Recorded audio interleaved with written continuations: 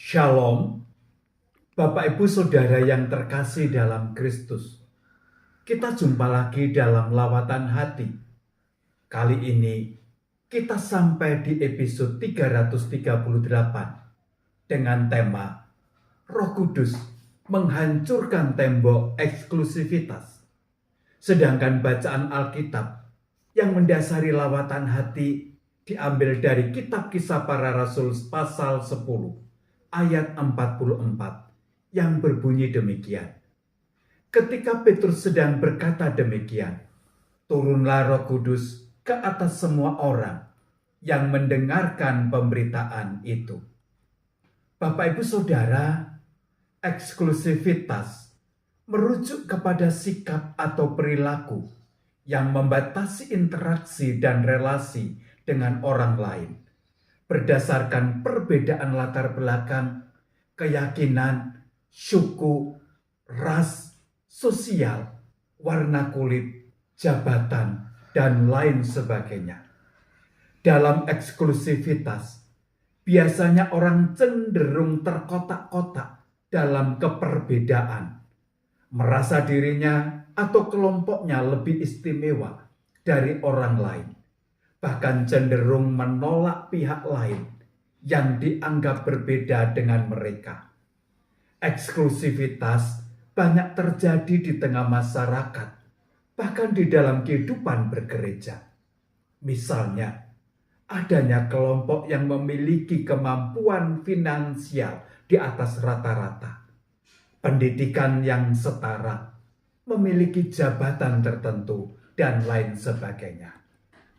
Situasi seperti ini mengingatkan kita pada situasi yang terjadi pada kehidupan orang-orang Yahudi.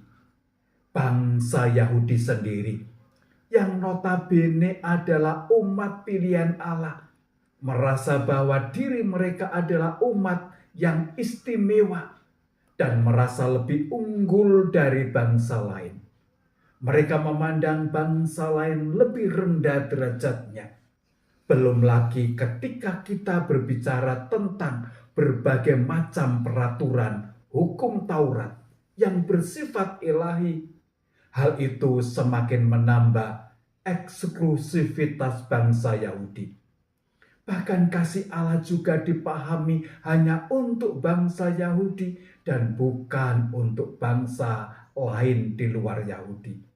Sehingga para murid Yesus termasuk Petrus pun ikut terseret oleh paham mereka. Dalam situasi dan kondisi seperti inilah, Petrus diperintahkan oleh Tuhan Allah untuk melayani Kornelius.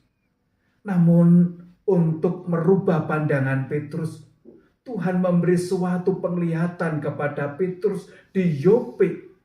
Dalam penglihatan tersebut, turunlah suatu benda berbentuk kain lebar. Di dalamnya terdapat pelbagai jenis binatang berkaki 4, binatang menjalar, dan burung yang najis atau haram. Dan terdengar suara, bangunlah hai Petrus, sembelihlah dan makanlah. Petrus pun menjawab, tidak Tuhan, sebab aku belum pernah makan sesuatu yang haram. Namun Tuhan berkata, apa yang dinyatakan halal oleh Allah, tidak boleh engkau nyatakan haram. Penglihatan tersebut terjadi sampai 3 kali. Melalui peristiwa inilah, Petrus mengalami karya Roh Kudus yang luar biasa. Kemudian ia bersedia pergi ke rumah Kornelius dan mewartakan firman Allah yang memberikan keselamatan dan damai sejahtera oleh Yesus Kristus. Kornelius dan semua orang yang mendengarkan pemberitaan Petrus mendapatkan pencurahan dan karunia Roh Kudus, sehingga mereka percaya dan dibaptis dalam nama Tuhan Yesus Kristus. Melalui peristiwa ini, mengingatkan kepada kita bahwa karya Roh Kudus tidak dapat dibatasi hanya kepada satu kelompok atau golongan Yahudi saja, tetapi kepada bangsa-bangsa lain yang mau terbuka terhadap pemberitaan firman Tuhan. Hal ini juga mengajarkan kepada kita untuk menghayati bahwa karya penyelamatan Allah dan karunia Roh Kudus tidak bersifat eksklusif, tetapi menjangkau semua bangsa dan suku bangsa, juga kelompok, tanpa membedakan latar belakang, kepercayaan, ras, suku, status ekonomi, warna kulit, dan lain sebagainya. Itu berarti bahwa kehadiran Roh Kudus meruntuhkan semua bentuk eksklusivitas yang terjadi di tengah-tengah kehidupan umat percaya. Sehingga kehadiran dan karya Roh Kudus serta kasih Kristus dirasakan oleh semua orang yang ada di sekitar kita, di gereja kita, di persekutuan kita, dimanapun kita berada.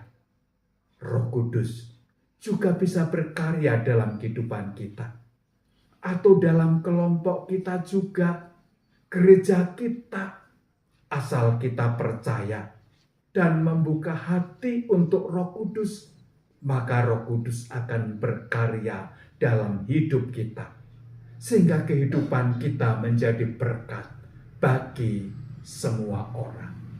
Kiranya Tuhan Yesus memberkati kita semua. Amin.